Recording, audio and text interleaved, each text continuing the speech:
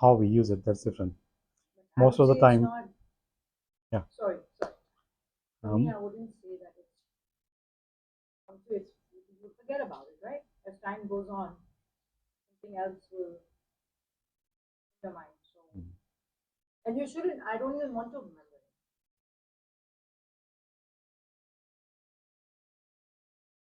Why I said because most of the time the couples who are getting married, for them also it becomes like unforgettable event instead of memorable. Memorable is like a happy event, unforgettable because they feel so tired on the day of wedding, after so many different late nights and all that. It's very tiring. Then it becomes unforgettable.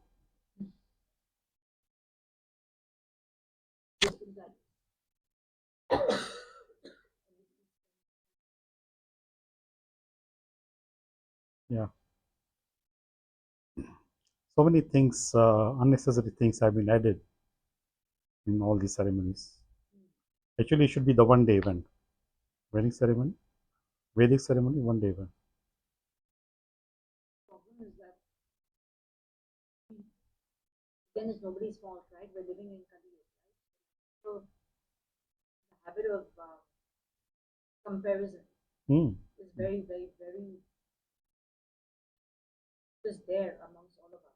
Yes. Unfortunately. So Unfortunately, yes. everybody's trying to do one better, make yours better than the rest, or like intentionally or unintentionally, a bit better, and let people be a bit happier. Let this like yeah. Better from the exhibition perspective, not spiritual perspective. Materially, how it looks, how much money we spend. Recently, like there was something being circulated on WhatsApp, bringing the definition of a bharat and from a scripture's point of view. And said what we have done to the bharat and what actually the bharat means. Yes, yes. It's not about dancing and alcohol or something, a very scriptural. So it's quite surprising to read that. So it's to say how many of us can actually maintain the definition of bharat in that context. But even the scriptures, it's become like it's taken the whole wedding. The scriptures take the most what? The backseat. Yeah. Yes. Because like yeah, every wedding, because like say for example, Pankaj, right? You said that when you do the Navgraha Puja, you're inviting God to come. Then you guys put it away because then you're doing the wedding like at a different time in a different occasion. And he said, you've just invited God, but you just like nobody's paying attention to it. It's irrelevant. Then you go for parties and you go drinking, and then that whole Navgraha where you do the 9 planets puja is irrelevant because sometimes you do the wedding 2 days later. Yeah. It's very insulting to the demigods, who are invited to witness and bless the couples and the families. It's very insulting for them because people indulge in so many activities which they are not supposed to, like drinking, you said. Should not drink. But unfortunately, that has become like a trend nowadays. What to speak of at the time of wedding? Even on Diwali day, Diwali puja also, people drink. What kind of message they are giving to non-Indians? This is the way Diwali is celebrated, or what? You also play cards also. Like whenever there's Diwali puja, there's always alcohol. Alcohol and playing cards. Once at our temple around Diwali time, Sunday evening peace program, I was giving a discourse. So I said, nowhere in Valmiki Ramayana or Tulsi Ramcharitmanas it is mentioned when Lord Ramachandra came back with his wife and brother after 14 years of exile. Bharat, his younger brother, opened the champagne bottle. Oh, my big brother is back, enjoy. Nowhere it is mentioned. So why Indians do that? And they were the warriors, actually. They were allowed to. Kshatriyas, they were allowed to have wine, but they never did that. Any reason to and celebrate regardless of what they actually Yeah. Yeah. Like, you must be knowing about Hmm. friendship bond. Is it in Kashi that they give alcohol? See, that also is not a right trend. This kind of on this subject, such subjects also discussion has happened. So then it is asked, Lord Shiva drank Bunk. poison also. Yeah, but that's what that you can't compare with Lord Shiva because he drank poison. He can't drink poison. Yeah, but see, people they give that excuse, no? Because Lord Shiva drinks bhang also. So we are supposed to, his devotees, we are supposed to drink. So that logically doesn't make sense. But why in that temple there they pray to Kali Bhairav? To get intoxicated, they want to get intoxicated. It's not that Lord Shiva is asking for that. But that temple is specially for that. They In have started Kashi. the trends. We will discuss about this in the second canto also. It is mentioned. In uh, that context, I will discuss. Like Lord Buddha appeared. Why did he appear? That's the ninth incarnation of the Lord. So why did Lord come in that form? Should we start? No? Yeah, let's start. Yeah? Sorry. No, no, no problem. No problem. Mm. Invoke the We blessings. start with you. Om Namo Bhagavate Vasudevaya. Om Namo Bhagavate Vasudevaya. Om Namo Bhagavate Vasudevaya. So, as I mentioned in my message, previous to gatherings, we discussed about Damodar Lila and Tulsi Vivaha. We were supposed to discuss from second canto. Briefly, we talked about it. So now we go a little further. There are very interesting points in the second canto about manifestation.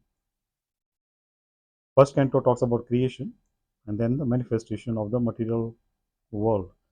So the word, this one, is very significant. Whatever substances, objects, subjects we see, nothing is destroyed completely.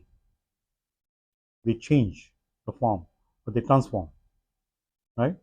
From one form to another. So sometimes they are in the manifested form, sometimes unmanifested form, but they don't completely like not exist. Existence is there. Sometimes existence can be visible, and sometimes it is not. So when it is visible, we say it is a manifestation, and when it is not visible, then we say it not manifested. So the conversation between Parishit Maharaj and Shukdev Goswami goes on, and as I had mentioned to before, that Shukdev Goswami appreciated Parishit Maharaj asking these questions. So gradual progression happens, like our spiritual evolvement also happens gradually. Maturity happens gradually.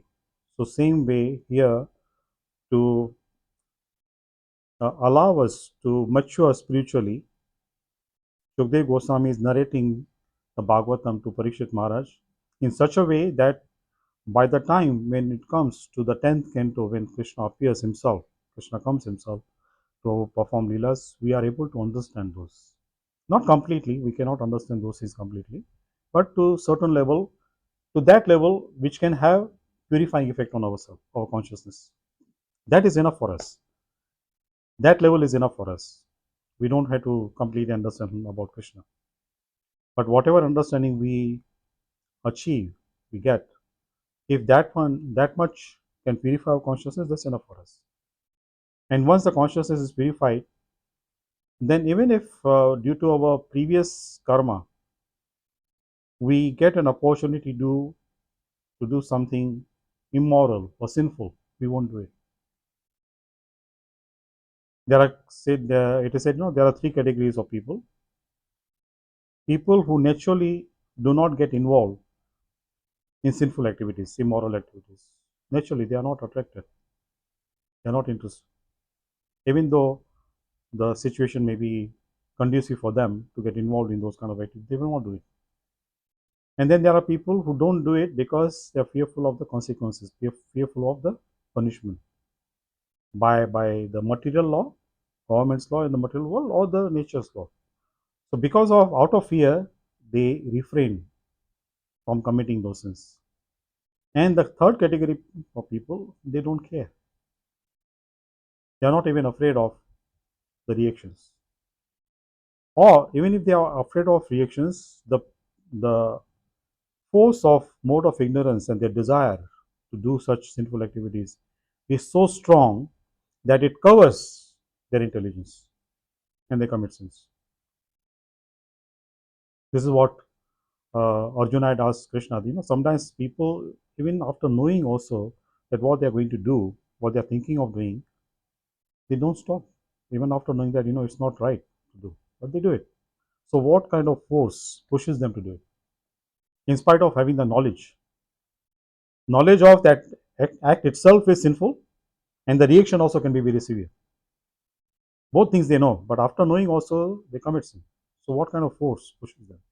So, Krishna says that strong desire, the temptation, the lust to enjoy this material world. Now, whenever this word comes lust, no, it is not only limited to the reproductive system's enjoyment. Any senses we want to enjoy, that is lust. To see a good scene, that's a lust of eyes. To hear good music, soothing music, so that's the lust relating to the sense of hearing. So in that way, the five senses of perception, whatever desires we have, whichever sense we want to gratify, satisfy, that is considered as lust. So this kind of desires push people to commit sins. So Shukdev Goswami is telling Maharaj Parikshit, this briefly we touched this topic in the second canto. It talks about the first and foremost duty of the human being is to become Atmagyani, should know Atma Tattva. He should at least be able to differentiate between the matter and the spirit. That much intelligence the person should have, ability the person should have. Now, most of us, theoretically we can understand, right? We can give him in big lectures also in spirit and matter. What is the difference between?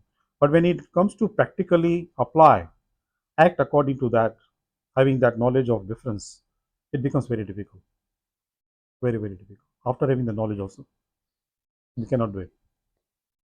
Now, the example analogy is given, supposing somebody is having a good job in a big company and he gets a remuneration which can help him to sustain his life and his family, right?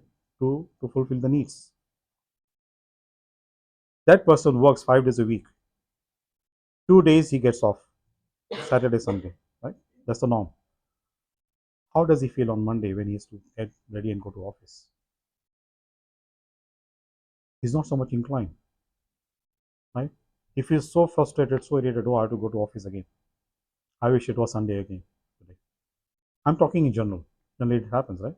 Now, 5 days of work makes him so frustrated that he wants day off.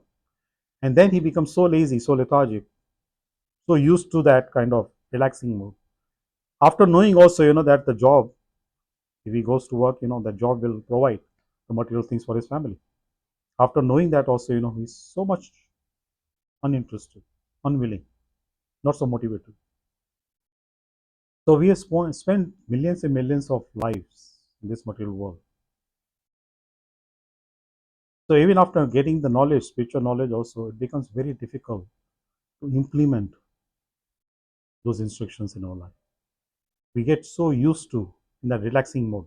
What to speak of not inclined to do that, because it is so strongly engraved in our subconscious mind, even at the conscious level also.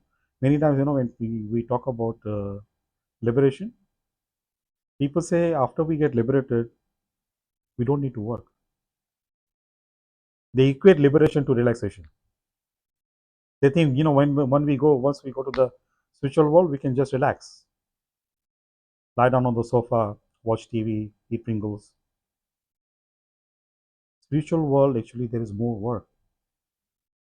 Why we look for, why we create that kind of scene in our mind that liberation means relaxation? Because we feel so tired here, working day and night. The tiredness is caused because of the material body and the material mind. But once this barrier is gone, material body's barrier is gone, which is made of the 5 elements, we get the original spiritual form. There is no tiredness. We won't be affected by the thirst, hunger, tiredness, sleep. Those kind of qualities are implicated, imposed on our this material body. So once that material body, that barrier is gone, then eternal life is there. And stamina also is maintained eternally. Then the mood is there, motivation is there to serve. Serve the devotees who are serving Krishna directly, and serve Krishna sometimes directly. So that attitude will be there. So liberation does not mean relaxation. More work is there. So Shukdev Goswami is preparing Parishit Maharaj. Actually, Parishit Maharaj also was very knowledgeable, very learned. He knew what is the importance. That's why he asked these questions from Shukdev Goswami. But Parishit Maharaj is representing us. Like in Bhagavad Gita, Arjuna is representing us. Right? Do you know that how long did it take the conversation between Arjuna and Krishna to complete the whole Bhagavad Gita on the battlefield of Kurukshetra? Sorry? Remember that? Yeah, one Muhurat. One Muhurat is 2 Gadis. One Gadi is 24 minutes. 2 Gadis, one Muhurat is 48 minutes. So in 48 minutes, the whole conversation was over. And not even once, Arjuna asked Krishna, I did not understand this. Can you repeat?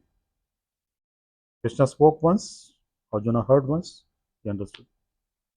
Yes, of course, relevant subsequent questions Arjuna asked, but he did not ask Krishna to repeat the points, what was already spoken by Krishna. So Arjuna is representing us. He already knew, right? Because he was uh, none other than Nara. Nara and Narayana, they appeared in the previous Yuga, both Krishna and Arjuna. And Krishna told Arjuna that we have come to this world so many times. I remember each and every birth. I remember each and every act in those births, but you don't remember. So here Parikshit Maharaj also is representing the whole mankind for the benefit of us. That's why this whole Bhagavatam was compiled and put into the written form for the benefit of all human beings. So how he's preparing, he's telling initially that what happens in the material world when living beings come to the material world, what happens to them. I want to ask a question here. In Bhagavad Gita, if you remember, if you have read, if you know that, Krishna tells Arjuna that once someone comes back to me, at the time of death, if someone remembers me, he will come back to me. Then he will never return to this material world. Right? So if that is the potency of the spiritual world, the living things there, they don't fall, they don't come to the material world, then why did we come here? What made us to fall down to the material world? Why couldn't we just stay there? And what's the guarantee if we go there and then don't come back again? That's Krishna said, if you remember me, right? Yeah, but that remembrance part comes later when we are about to die, right? But why did we come here in the first place? Why did we take birth in this material world? The karma started when we came here. Karma started when we came here. So I'm just asking, first point, why did we come to the material world? Then we got entangled in the karmic reaction. The karma started later. Any guess?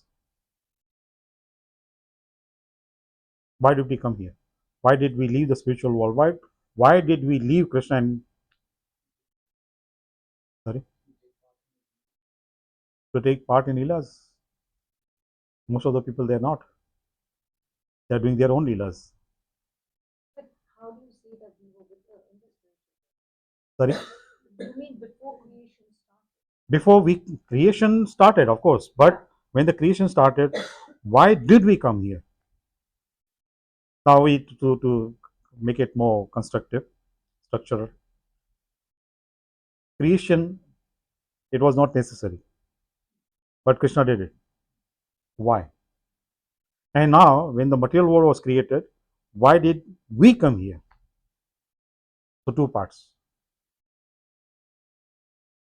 Very wonderful analogy is given. Governments, they are actually not interested to spend so much money, so much land to be occupied by prison house. No government will be interested, right? But they to do it because there are many people who are of like criminal mentality. They will commit crimes and then they have to be punished. So for such people, the prison house is there. So material world is like a prison house, and it is only 1/4 in size compared to the whole spiritual world. 1/4. Some places it is written 1/4. Some places it is written 1/3, but considerably very small. And in that small area also, there are millions and billions and trillions of universes. And in each universe, again, there are millions and billions and trillions of planets. And ours is the smallest universe. That's why the in charge of this universe, Brahma, is only 4 heads. Other universes which are bigger, Brahma has hundreds and hundreds, thousands of heads to manage the universe. So coming back to that point, we came here, it is said, because in the spiritual world also, what to speak of spiritual world, in the material world also, Krishna has given us free will. He doesn't interfere in our free will, right? So in the spiritual world also, we had the free will. But there also we misused.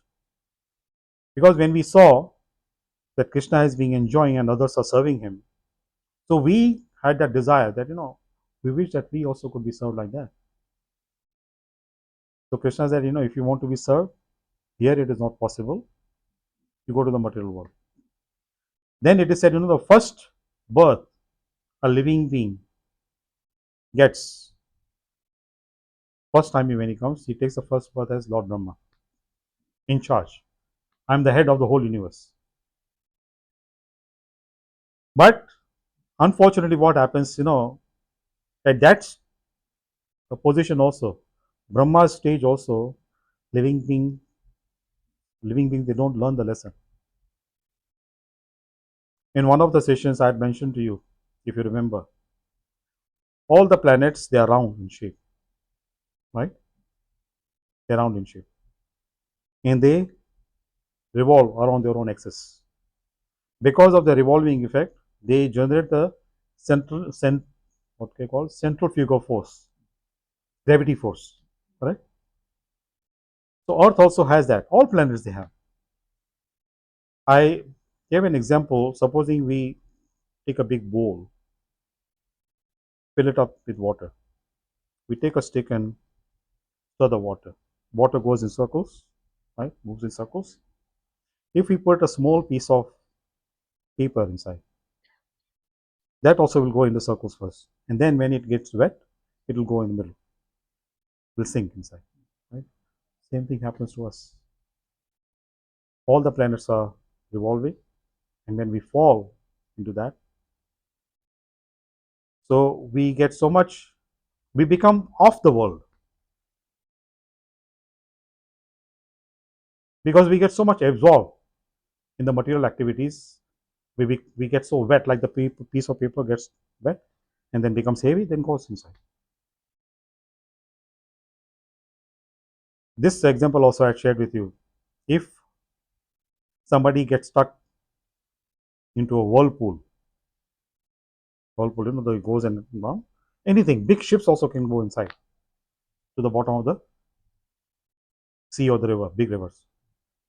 If someone gets stuck, that person may be expert swimmer. He may know to swim how very well, but if he tries to make his own efforts, swimming skills, he tries to apply to come out from that whirlpool, he will go deeper and deeper.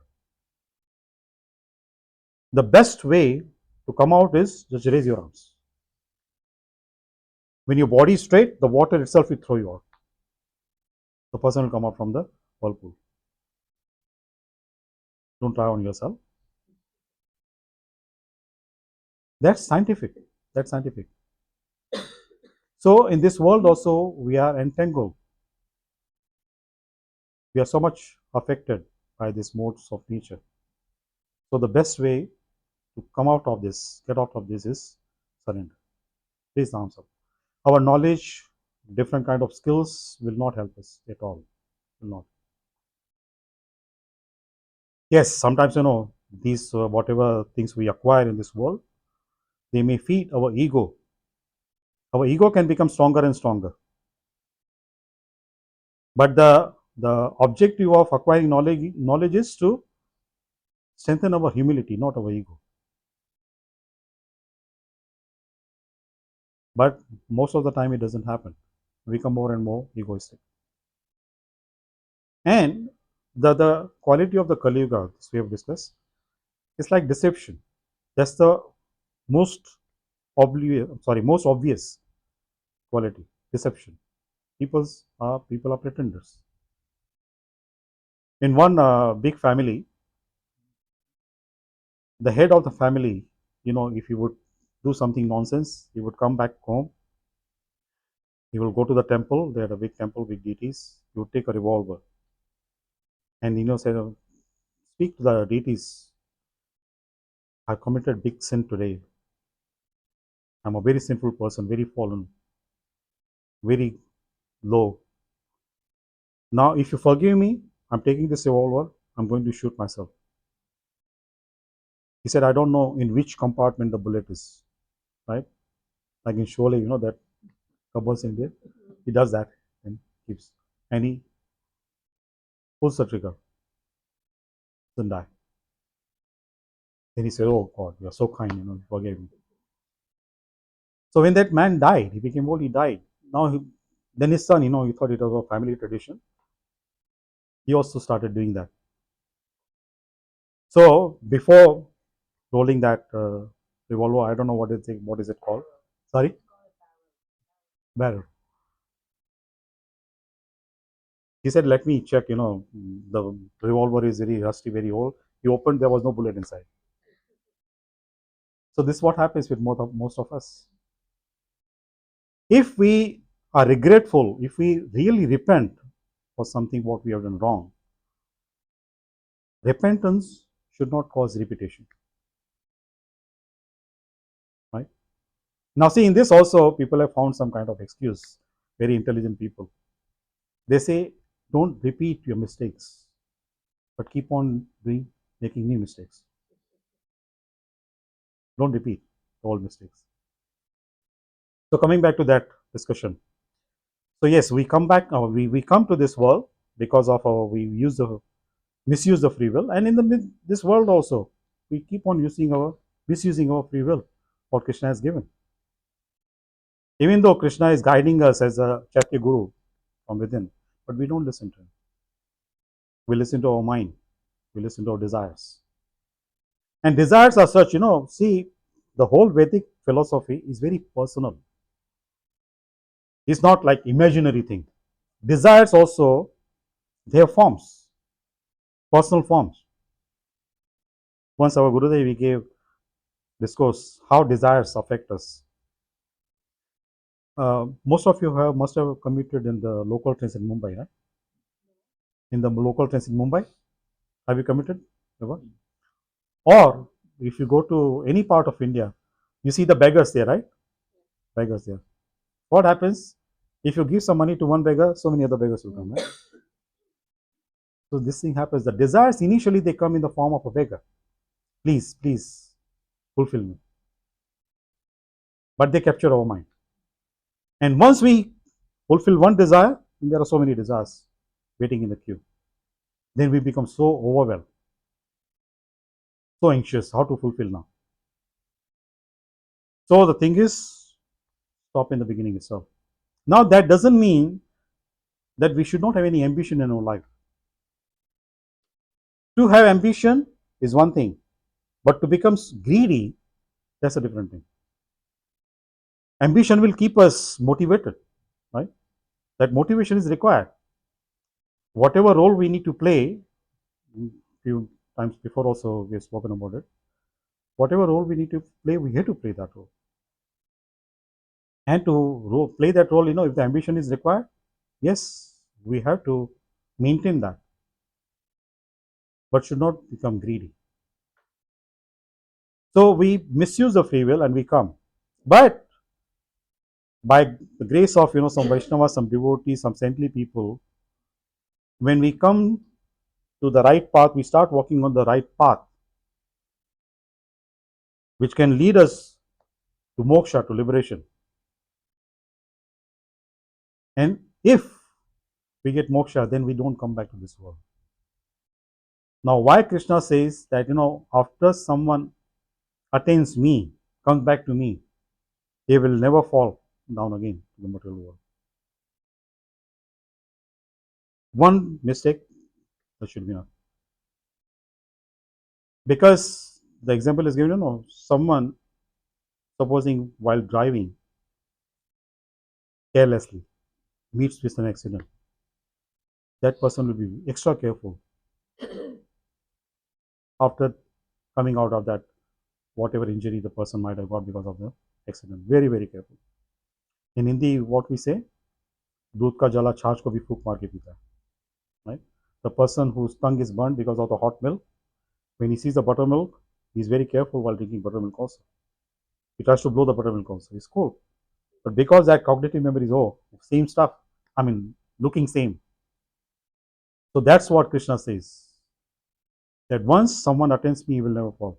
And if someone, by very rarely, supposing it happens, then Krishna shows the flashback, before also you fell down, you went to the material world. See what happens. So many lifetimes you spent in different species of life. And then when you got the human form of life, somebody blessed you, some saintly person helped you, you came back to me. Now you want to go back again there. Then we say, no, we don't want to go back. So that assurance Krishna gives.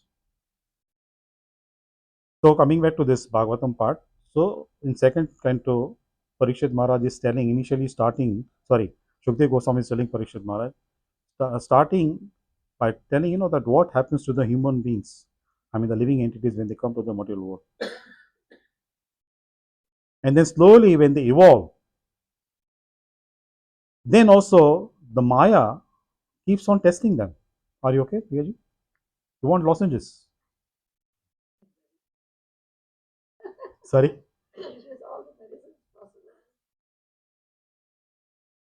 Yeah. So, Maya, tests us a lot by creating so many alluring things around us, showing us. Now, many times, we fall because of our own weakness. It is not because the Maya is trying to trouble us, but because of our own silly weakness is there, silliness is there, ignorance is there. We fall. So we should not blame Maya because of that. It's our fault. But this also is our psychology like that, no? If something happens to us, we try to find somebody to blame, right? That's human psyche. Because our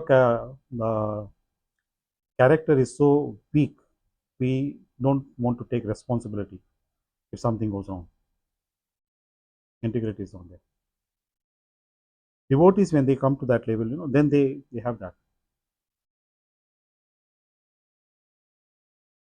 So, Shukdev Goswami is preparing Parikshit Maharaj.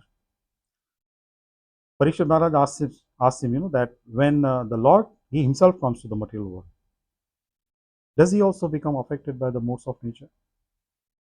No? Parikshit Maharaj asks this question from Shukdev Goswami. Why no?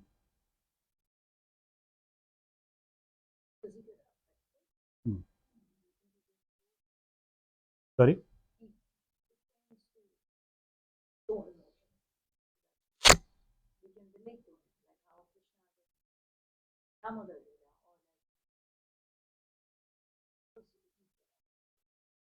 See, because he's Maya Pati. He has ability to control the Maya. And whenever he comes to the material world, his body is not the same like our body. His body is not made up of these 5 elements. And his mind is not affected by the 3 modes of nature. He is always at the transcendental level. Many times, this also is our human arrogance, right? For example, Krishna, Lord Ramachandra, we say Lord comes in the human form. He doesn't come in the human form. He has made us human beings look like him. It is his mercy that we look like him. It's not that he's looking like us when he comes here, but it's our arrogance. We say that Lord is coming in the human form, giving importance to the human beings. But Lord has blessed our form, human form, to look like his form, to look like him. Even in Christianity, they say we are made in the image of God, not that God is made in our image. Yes, absolutely. Absolutely. Christianity is in the Bible, we are made in the image of God. Yes. Yes. And see that arrogance, it is exhibited in so many ways, on so many occasions. Even when we get the blessings, when we are accepted by a guru, to other people we say we made that person as my guru. Who are we to make gurus? This is arrogance. It's very subtle, very, very subtle. But it shows how our ego manifests. It comes out. I made that person as my guru. I am superior than that guru. He was not qualified to become my guru, but I made him my guru. So Parikshit Maharaj, when he asked, Swami, like people say, like, are you a scientist? What qualifications do you have to call yourself a scientist? yes, yes, yes. We are trying to become devotees. We are not devotees yet. We are aspiring to become devotees. One analogy is given, this world is like a hospital also. Most of us are, like Dr. said, are like patients here, right? So it's not necessary that whoever goes to the hospital, that person is a doctor. Most of the people who visit hospital, they are patients, Rugnavastha, right? One of the other diseases there. Now, the severity of the disease may be different. The stage of disease may be different, but most of us are diseased. Now, if we are already, we ourselves are in the diseased condition, and this world is considered as hospital, then what right do we have to point finger at somebody else's disease? You are diseased, you are diseased. We are also diseased. That's why we are here. We are in the hospital. But in this regard also, see that people's intelligence has become so low. Sometimes when they are in the hospital, like recently I went to see somebody's mother in Congo hospital. I went to Congo hospital after so many years. It looks like a 5-star hotel, right? So somebody came to see that lady at that time. That person is saying the hospital looks so nice. I feel like falling sick here. The facilities are so nice. The facilities are so nice, See the consciousness. And this is what's happening with most of us. We are in the material world. When we see the life is going so comfortably, we forget about liberation. We don't want to be free. As long as our needs are fulfilled, there is no problem, no misery, no health issues, no financial issues. We are fine. We don't know who is Krishna. Huh? That's why they see very many scriptures. Not given, like, to remember me. Yes. You're so comfortable when things are rosy. Yes. You don't even know that they're Yes. Yes. Yes. And here also, that it is not. See, first of all, we are not so important that Krishna would take interest in our life and create problems for us to make us remember him. We are nothing, right? Only the person who is at that stage, who is very dear to Krishna, then Krishna will interfere in that person's life, like Pandavas, right? And Kunti said also, that when Krishna was going back to Dwarka after Maharaj Yudhishthir was appointed as the emperor, coronation ceremony happened. When he was going back to Dwarka, Kunti said, "Now you're going back, then how will remember you? You just give us more problems in our life." So yes, in devotees like them, Krishna interferes. But people like us, generally, we face the consequences of our previous bad karma. Yes, if we remember Krishna by saying, oh, Krishna is creating problem, that's well and good. That will have purifying effect on our consciousness. And that will minimize the pain also caused by the misery by thinking in that way. So generally we don't remember him. We want both things. We want Maya also and we want Mayapati also. We worship Mayapati because we want Maya. Because we want our life to be comfortable in the material world. Our devotion is not pure. It's called Mishra Bhakti. It's mixed with material desires. And as long as material desires are fulfilled, our devotion goes on, continues. When the material desires don't get fulfilled, then we start changing from one temple to another, from this demigod to that demigod. Change the title. But again, you said when you pray to ask God to give you problems so that you can remember Him, but then you have the other thought, school of thought that tells you if God is so compassionate, why would He give you problems? That also is compassion. He's kind. Why would He give you problems? That's also His compassion, because out of His compassion, His concern, He doesn't want us to rot in this material world. So when He creates a problem, then the actual desire to leave this material world will develop. No? The desire to get liberated. And then we go back to Him because He wants us to go back to Him. So out of His compassion, He creates the problems. I think no matter what, wherever you look at it, there are always going to be problems. Like otherwise, why would we be here? Right, we're here because of our karmic Account we do. accounts, right? Yes, so yes.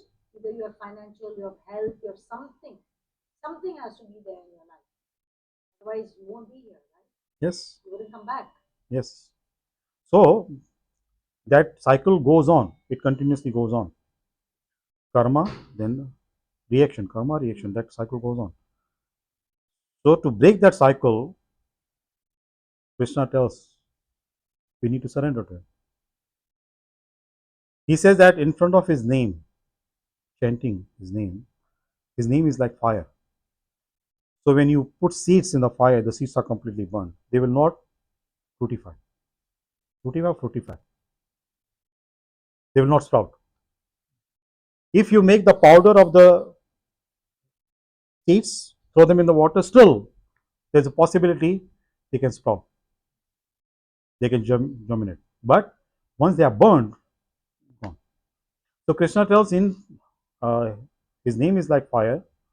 So not only our bad karma get burned, but our good karma also.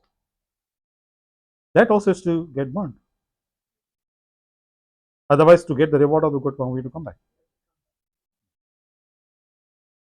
So this is also, in a way, from a Vedic perspective, only philanthropical work. It is not recommended. It is discouraged actually. Not only not recommended, but discouraged. Many times people they say that what serving humanity, serving divinity, something like that. They say something like that. Yes, service attitude is very good. So when we serve somebody also, other human being, the objective of serving is that I'm serving God's child, not for my benefit. Not for my benefit. If it is done to get some kind of name, fame, popularity, and all that, that kind of karma is called in mode of passion, and that's very binding. But when it is sattvic in the mode of sattva guna, out of genuine desire to help another child of God, then that is not binding. That is liberating. So that kind of sukriti with proper awareness, good karma with proper awareness, that can help us to be free from the material bondage, and that can help us to reduce. It will not completely nullify. Sometimes people they say to balance out the bad karma, we have to do good karma. No, they are not like contrast. What they don't contra each other. They go parallel. Only the effect of the bad karma Our tolerance is so good by doing good karma that effect of the bad karma is not felt much. But the bad karma will show the effect. It will show. So many people, out of ignorance or out of lack of knowledge, they think that if we, supposing we have done some bad karma, now to nullify we do good karma. It doesn't happen like that. But on the other hand, in the fifth canto of the Bhagavatam, there are certain rituals mentioned, atonement, prayashchit. Those atonement, if properly followed from scriptures, the procedure, those can help us to nullify the effect of bad karma. But on that also, Parishit Maharaj told Shukdev Goswami, but actually, if these kind of provisions are made in the Vedas, actually they will encourage people to do more sinful activities because they know the solution is there, right? You'll be, when I heard first time, I laughed. I think you also will react in the same way. Somebody, so-called Brahmin community, long time ago I met him. It was Navratra time going on. So he normally fasts during Navratri time. So I asked him what is the objective of fasting during Navratri time.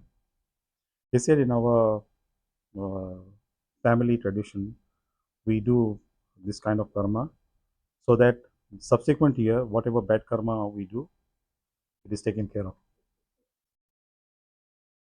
So,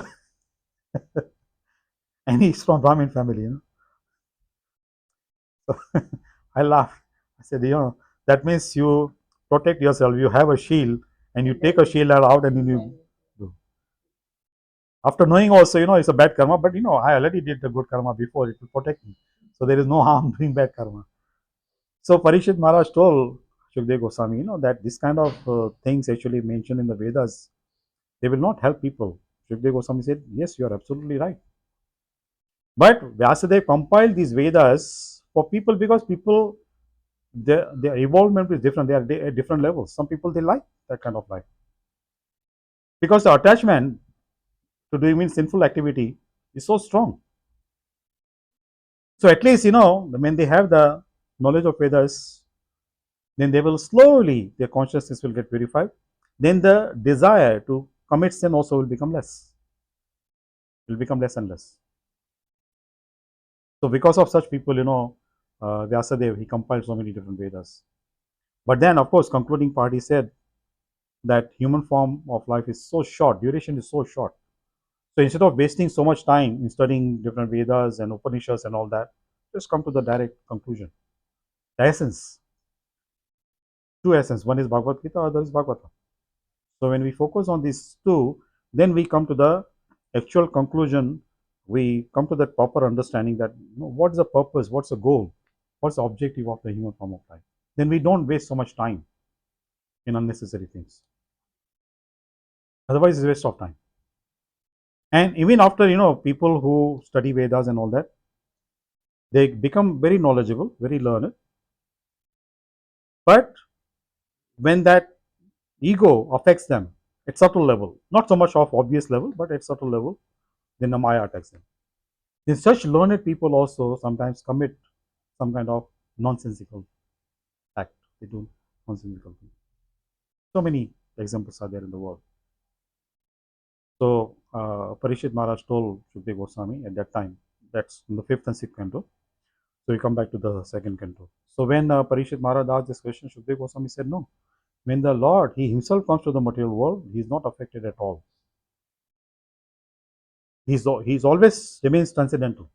But to bewilder people's mind, He acts in a way people think that, He also like a human being.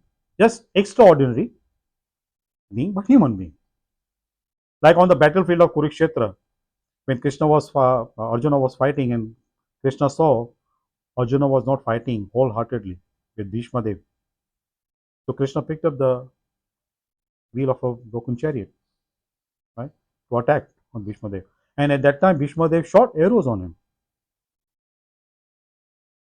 So Krishna's body started bleeding and he was perspiring. So Krishna has asked, if his body is not material body will show these kind of symptoms, right? bleeding and perspiration. How come Krishna's body was doing that? So to bewilder people's mind, Krishna does that. But people who know that his body is transcendental, not affected by the weapons at all, they only will understand. Like when Krishna left also, it said, he was shot an arrow on his foot. And because of that, he died. People use the word he died. Even criminals, when they are running away from police, police shoot them in the feet, right? In the leg. They don't die. Right? So just how come, the arrow which was shot on his foot, Krishna died. So to bewilder people who are not so much keen, so much interested, so eager to know the actual quality of Krishna, Krishna will cover his identity from such people. So Shukdev Goswami said Krishna comes. Now one word is used is Nirguna. Other word is Nirakar. Have you heard these words? Right? Yeah. What's the meaning of Nirguna? Nirguna. Guna. No, No guna, no quality, right? quality. Now I ask you a question. When we look at the sky, what we think of the sky?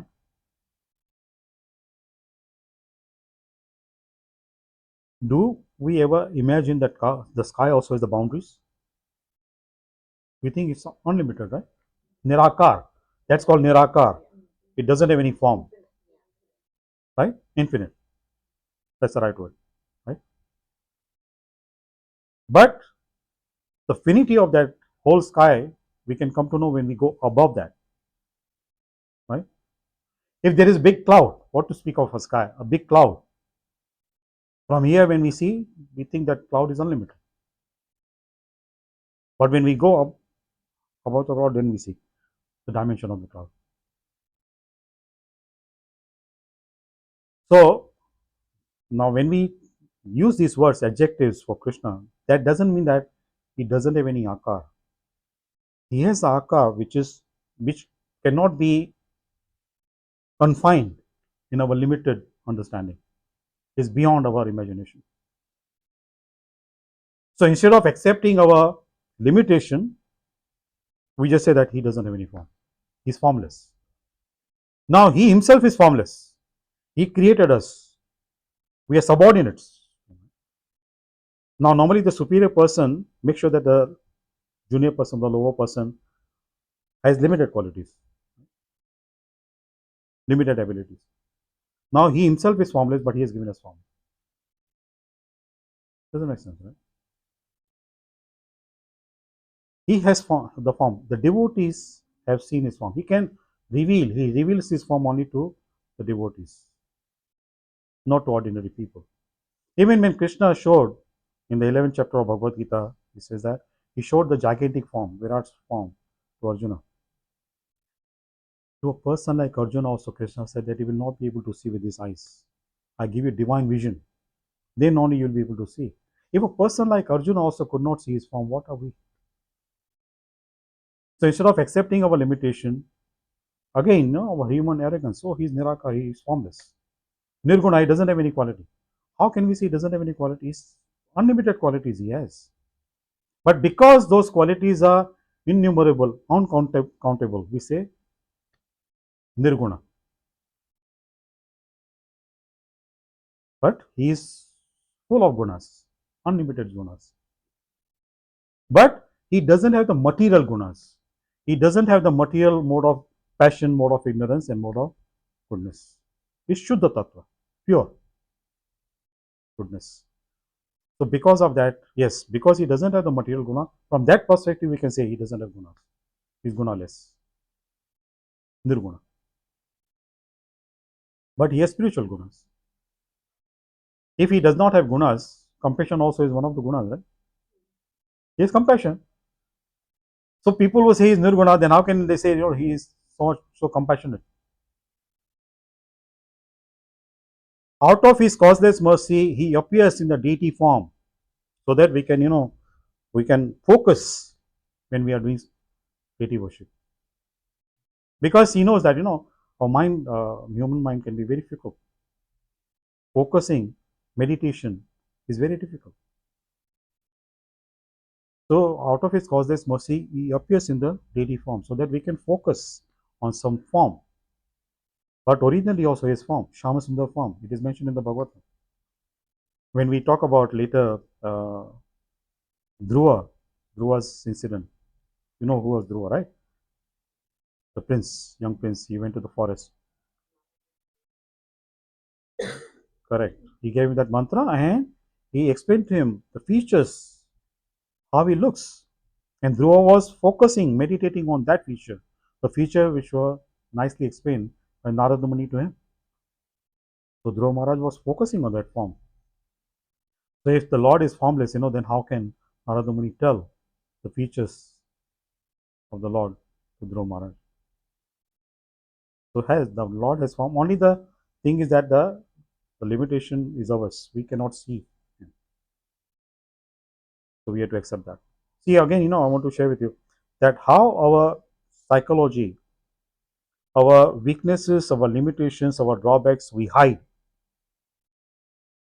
And we show that, actually the problem is on the other side.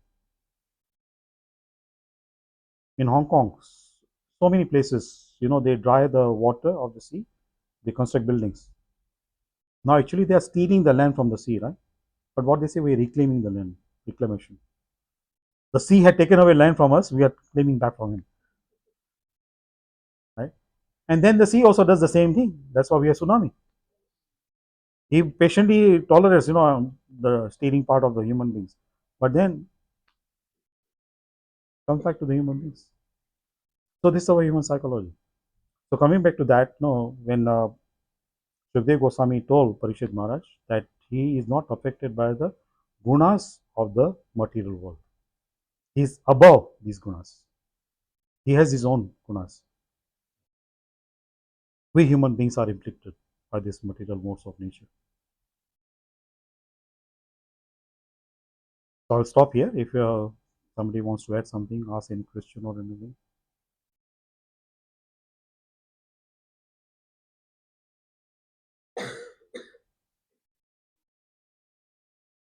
There, you said he came from the very beginning, the very first birth. But then there are certain scriptures that say that God created himself to enjoy himself. It's in the Indian scriptures as well. Yeah, and even in Bhagavad Gita also. So how does that, is that the reason why we first took birth? Because God wanted to experience himself? Yes. Or why would he want to experience himself? Yeah, see, the enjoyment part is, sometimes when a disobedient child, doesn't want to follow what the parents say. So parents give some liberty, right? Some freedom. Okay, you want to do this. So when the child is doing something, the parents enjoy. Eventually, the child will come back, and he will see the consequence of his disobedience. He will come back. So while he's not obeying them and doing something nonsense, initially the parents also will just let him do what he wants to do. So God also does the same thing, and same will apply. Like supposing a lion catches, what to speak of lion, a cat catches a rat. So initially plays with the rat, right? Enjoys that part. Now, of course, cat kills the rat, but God gives the liberation eventually. So that part, when his children, disobedient children, they are doing some activities away from him, not following his instructions. So initially, Krishna enjoys, because stupid people, foolish people, what can I do? Let them enjoy. If they think that they are enjoying it, let them enjoy. So he doesn't interfere in that kind of enjoyment. He also enjoys that. He enjoys on our foolishness, on our stupidity. Because he knows eventually they will come back to me, sooner or later. Huh? There's no choice, right? Because actually, eventually, that's the only way, right? Yes. That's why he promises, right? That where you live in spirituality, birth, and the next birth, you Yeah. start there. Yes. But So see, this also eventually, you so But He was eventually, very, at every birth, Everybody has last to. birth come back. yeah. Now this very important word used. There is no choice. But still, when Krishna sees that people out of desperation, they think that there is no choice, they're coming to me, he will not accept. He will not give the liberation. He will accept them, but he will not give liberation. That's the lowest form of devotee. There are 4 categories of devotees, So Krishna that's the says. lowest, right? Yes.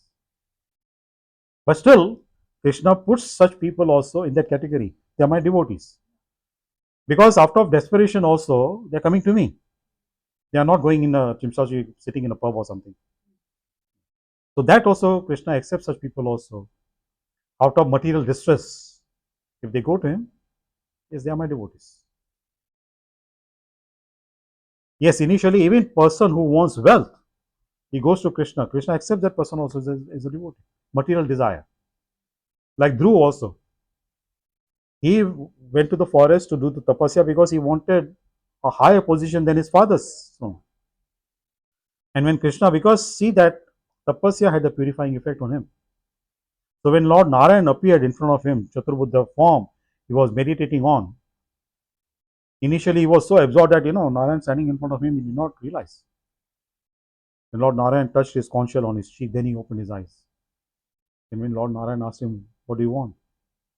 He said, I don't want anything. I saw you, I have got you. I don't want anything else. He said, but you wanted a higher position than your father. I'm not interested in material world. But Krishna said, because your objective was that I will fulfill your desire. What to speak of higher position than your father? I'm giving you a higher position than your grandfather, your Brahma. Dhruvaloka. So there is no loss. When we do the devotional service, there is no loss. Krishna says if some kind of material desire is unfulfilled, that means that causes contamination in our heart. So Krishna does not want contaminated people in the spiritual world. He wants pure people in the spiritual world. So he fulfills, he makes an arrangement that that desire also is fulfilled. And then later on, the person goes back.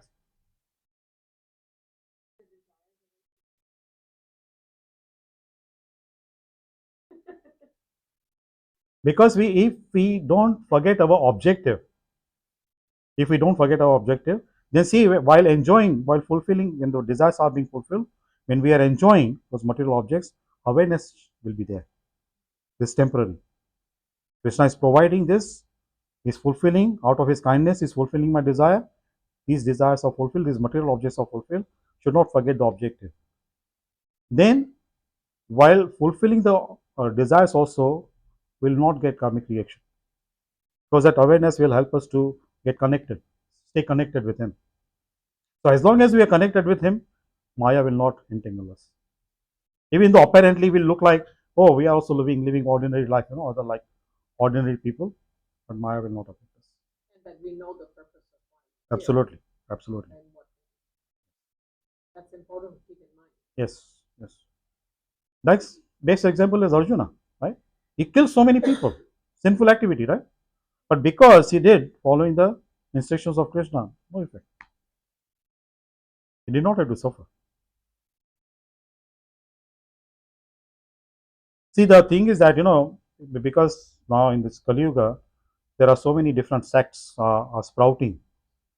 You might have heard about the Jain community, very popular.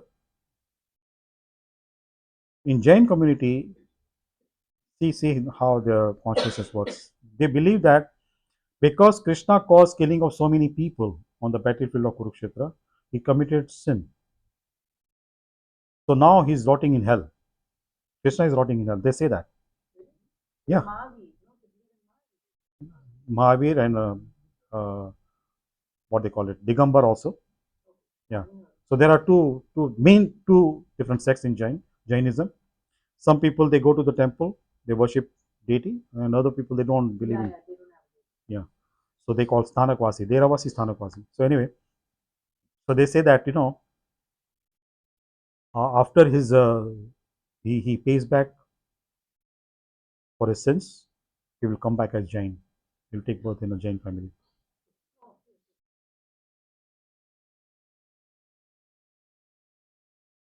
And see, in the Bhagavatam, it is mentioned, I think that also in the 5th canto, Rishabdev, Krishna appeared as a Rishabdev. And then Vyasadeva comments, in Kali Yuga, the follower of Rishabdev will be Jain community. Now, this also is from Veda. Sometimes, it's like, it's very confusing that why Krishna is creating these kind of things, contradictions. This is just to test us, how firm we are in our belief, our faith, and how sincere we are in serving it. There's so many, like in the Bhagavad Gita itself, in different contexts, one says different things. Different chapters, like he'll say one thing, and then the second chapter is like something else which was contradictory, not contradictory, but like a different aspect, Yeah. Yeah. So it's like, so I think unfortunately what happens is, I mean, I've heard people say like from the Bhagavad Gita, stand up for example, if something is wrong in a family, or you should stand up. People are arguing with or Krishna also stood up. Krishna told Arjuna to stand up. So people just use without looking at the background, because there are different theories in the Bhagavad Gita. If you just pull out that, then it kind of, Yeah, we should not take out of context. Yeah. because it's in different contexts. Krishna saying different things to Arjuna. Works to your convenience. You pick up what works to your convenience. Correct. See, in this kind of situation also, like you mentioned about example you gave, family. See, in that also, at the end of the day, the person who's trying to stand up, and all that, is because of his personal ego. It's not like any devotional service or something. Yes, if you want to stick to the principles, yes, by all means, we should do that. By all means. But at that time, also that awareness has to be there, that if persons thinks that, because Krishna is giving that instruction, so should follow properly. Not only when you want to correct somebody else, you do it, and when it comes to yourself, you become very lenient. It has to be applied both ways. Like the bang story, I've heard that from so many people. Yeah. So many people. Shiva used to drink bang, so we should also drink. Yeah. Shiva used to drink bang, so we can drink alcohol. Yeah. So yeah, people they find, like Punamji was saying, I think you meant to say in Hindi, they say पीने वाले को पीने का बहाना चाहिए. They find some excuse, something. It's not reason, it's an excuse. I'm not sure. I think yes, one of the sessions, early sessions I had shared with you, it's a true incident. It happened in the suburb where I'm coming from in Mumbai. Railway crossing, we have in Mumbai. So when the train is about to pass, they close the fatak. We call it fatak, right? They close. So people would gather there, wait for the train to pass. So there used to be one pan biri shop. Such places they have this pan biri shop in Mumbai. So some young boys would stand there and they would tease girls. Girls went and complained to the police. So one senior police inspector went there and told the boys, why are you doing this? Girls are complaining. Oh, we are Krishna devotees. Krishna also used to tease gopis, so we also. Oh. So inspector said, oh, you are Krishna devotees and you want to do what Krishna. Then he picked up one brick. He said, Krishna, when he was 6, 7 years old, he lifted the whole mountain. You just hold one brick on your finger. Can you do that? Then he told them, if you try to be funny, this, and if I get the complaint again, I'll put it in the lockup. Then they stop. So yeah, people they do that. At your convenience, you apply what you want. Yeah, and then see, unfortunately, Bollywood has played a very big role in creating wrong image of the deities, of demigods and God also. Krishna also they present like that. Narada Muni, a very elevated soul. Yeah. Devotee. Totally is the opposite. They show him like a comedian. Yeah, they show him like a troublemaker. Yeah. Troublemaker. He, in a way, yes, he is a troublemaker.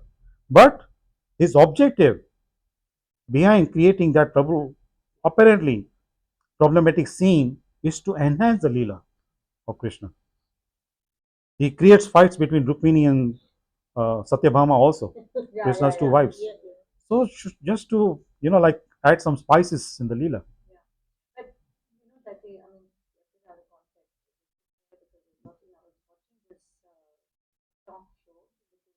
Guruji, I don't remember the Guruji's name, who was talking about Krishna's story. Gave really beautiful. People say, "Oh, doesn't happen," and Krishna so long ago. How do you relate? So he said he was in Vrindavan.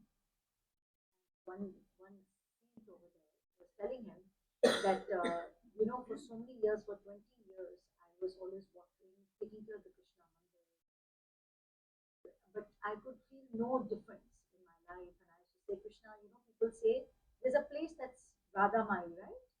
Near Vrindavan or something that everybody goes where they pray. Barsana.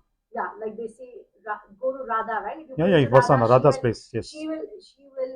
Krishna will come to you, running to you. So he said, this saint is telling this other saint's story. So 20 years, he said, I was doing all this wonder work, and I felt, Krishna never came to me. He never, nothing, He said, that's it. I'm going to this place that you said, this Radha there. So he said he started walking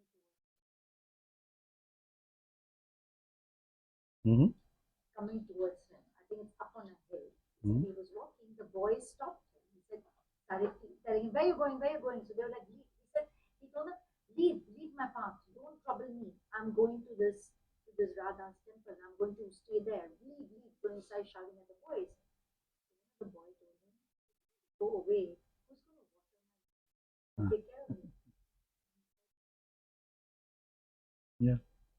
So like I feel in these places like it's not that it doesn't happen. You do see, people have seen Yes. miracles. When I went to Vrindavan, the guy in the temple told me in the night, nobody comes out because you can hear the Vasli there.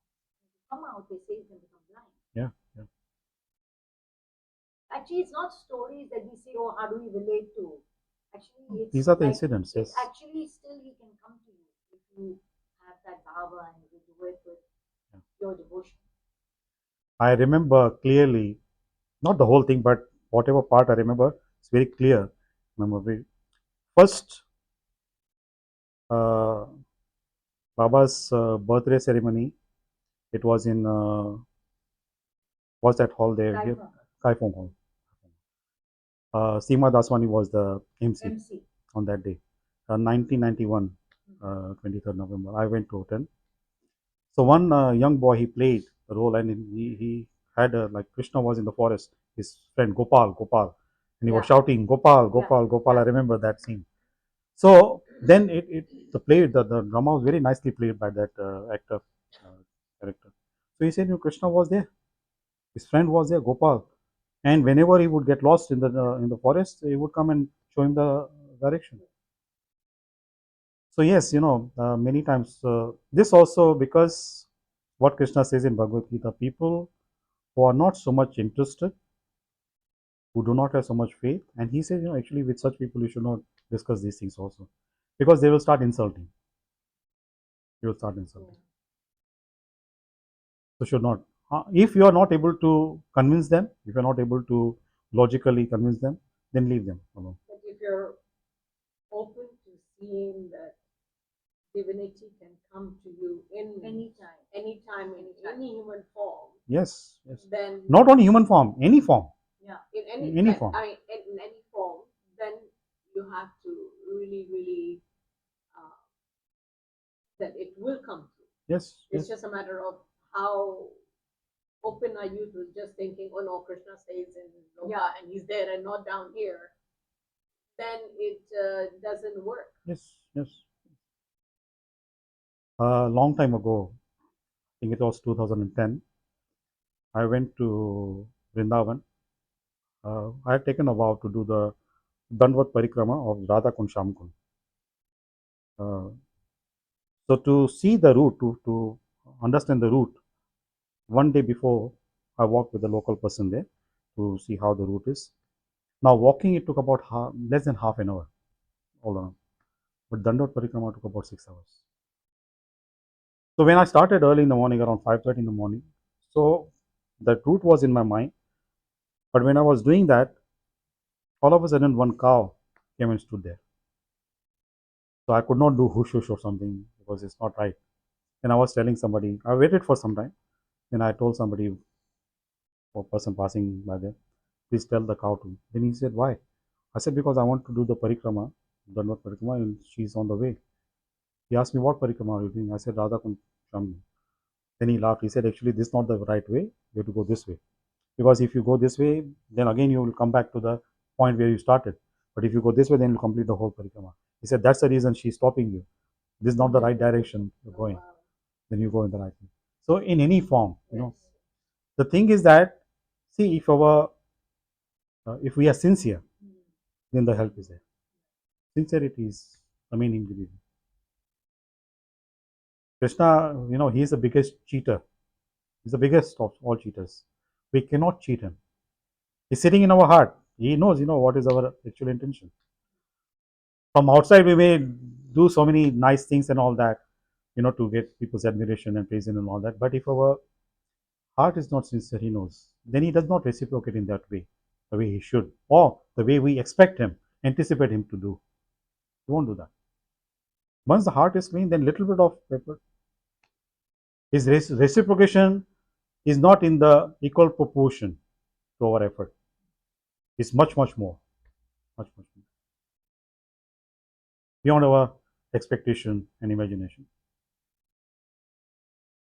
And it works in both ways.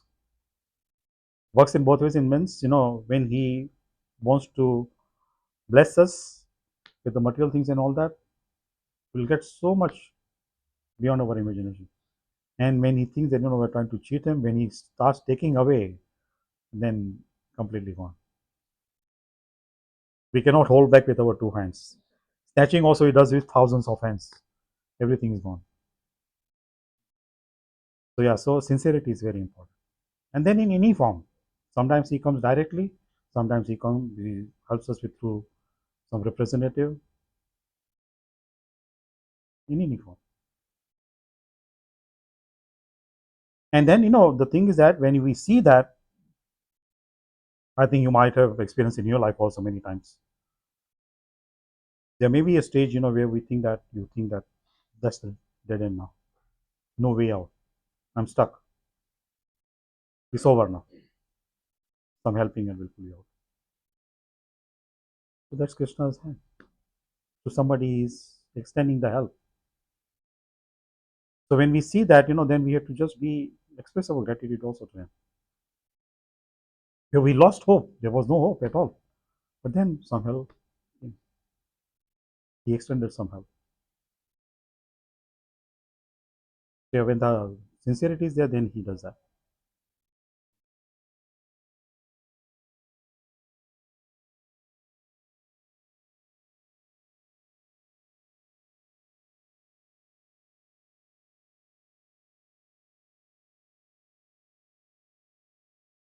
His eyes.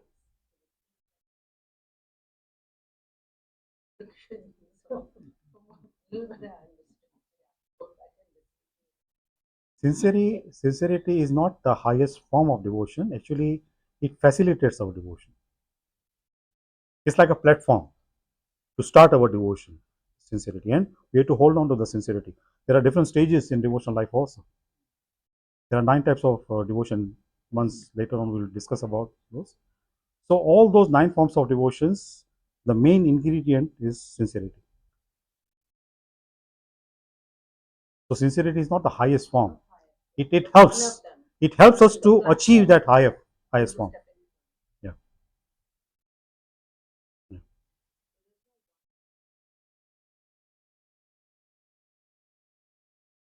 All the 9. Practice all those 9. If we are not able to practice all 9, not to worry, because each form is complete. Yeah, of course. Like it starts with Shramanam, hearing, right? So after that, this comes Smaranam, Kirtanam, right? So if we are not able to do Smaran, if we are not able to do Kirtan, if we are only hearing, that also is fine.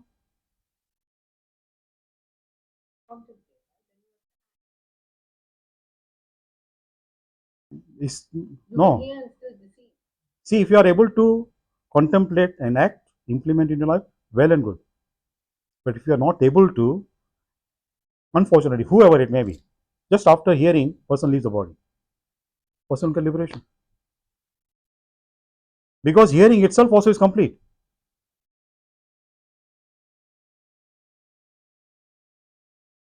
Of course, that's a different matter. But hearing has that effect. The listening part has effect.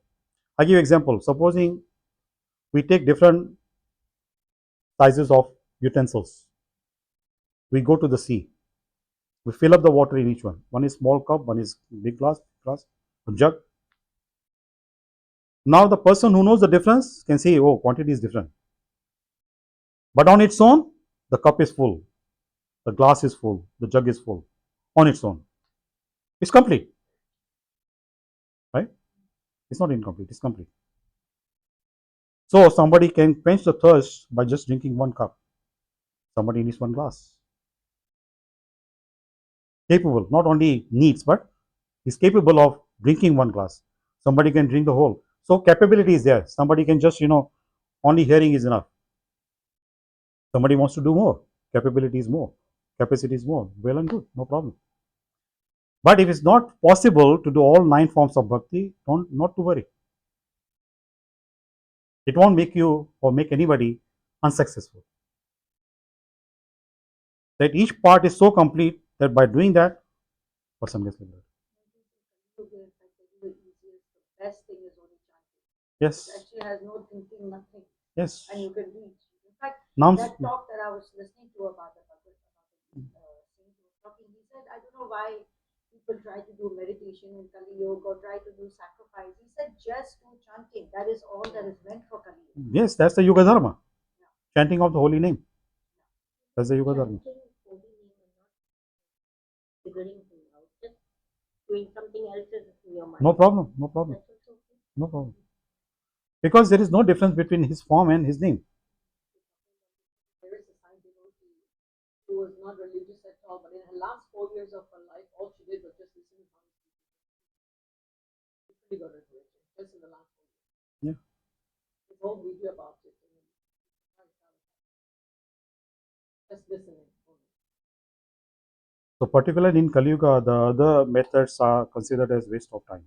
Yeah, that's what he said. He says waste of time because you will not be able to do it. He said what they did in Treta and Dwapara, we are not right now capable to have that because our attention span is limited. He said just do chanting. It's that simple. That's for this yuga.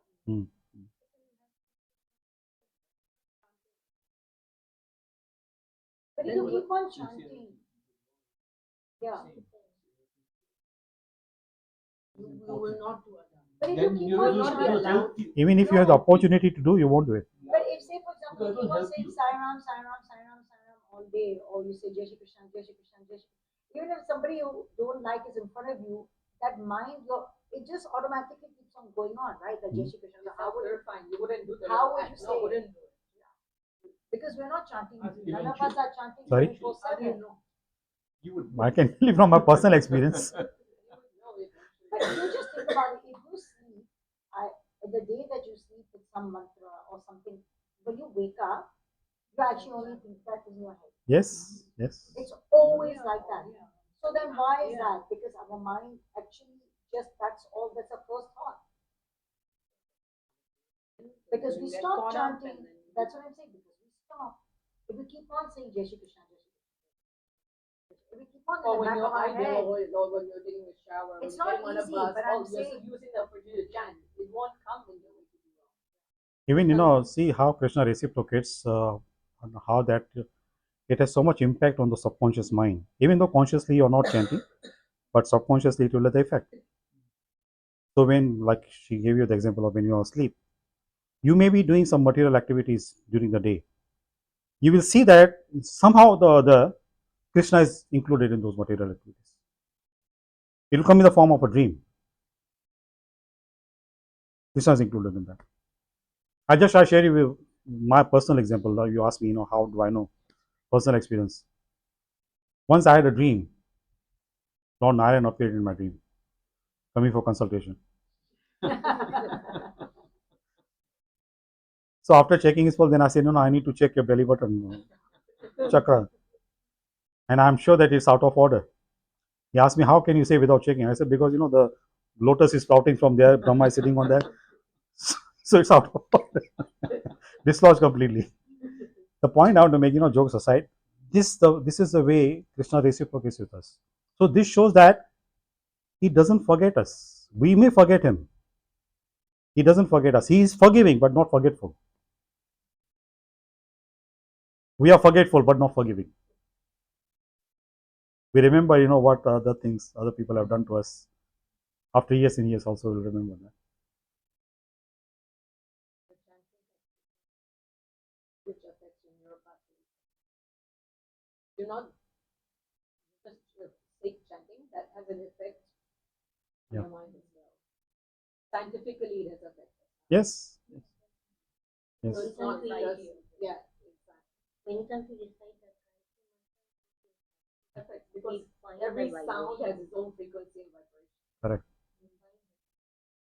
Now, when we talk about the Vedic mantras, there is a proper way to chant, proper tone we have to maintain, proper emphasis on certain syllables we have to do.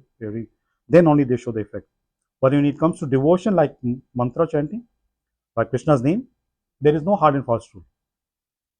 Because Krishna considers his devotees as his children, small children. A small baby who cannot speak properly, just say for everything. Mother will know what the child wants. Now, whether the child wants milk or food or something, mother will know. So, Krishna is also that. He doesn't see whether we are using proper grammar while chanting his name or not, or whether the pronunciation is right or not. No. Calling his name, that means he responds. In Bhagavad Gita also, he says, when somebody chants my name, I go and stand in front of the person. Actually, literally, he says that. I go and stand in front of the person because he's calling me. And this thing happens when someone needs him the most. He's there. That faith, should be there. And Krishna, to develop that faith and to maintain that faith, Krishna does that. Whenever somebody needs his help, Krishna extends his help. And then when we see that is happening, then the faith becomes stronger and stronger.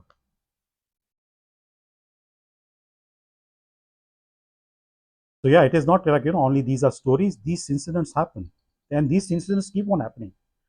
So many people, they share their experiences. This thing happened, that thing happened. Out of blue, some help they got. Out of blue or out of the blue? Out of the blue. Sorry, my grammar is not so good.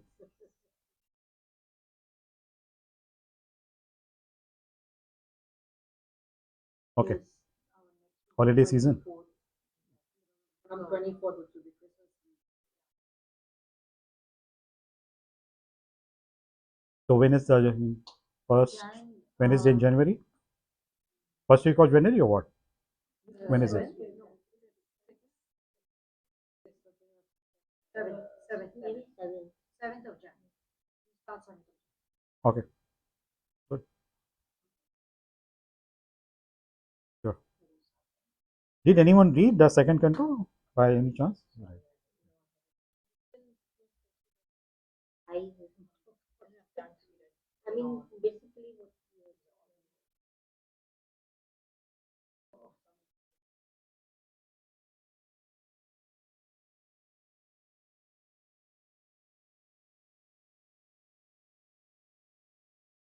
Universal form?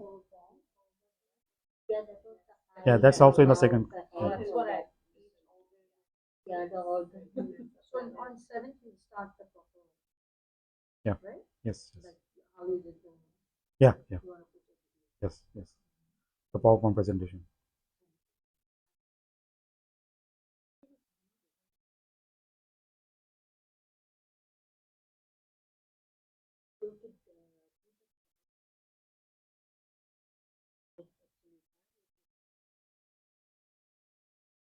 That's the recommendation in the scriptures, that if we want to give something in charity, we should give with the right hand, and then it will have proper effect. But on the other hand, it is said, if you are holding something in your left hand and the desire is there to give in charity, don't even wait for transferring it from left to right. By that time, your mind will change. Yeah. So in Kali Yuga, just when the desire comes, just do it.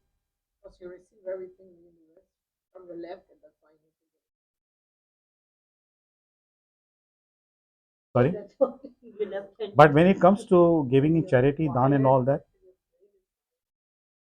yeah, so it is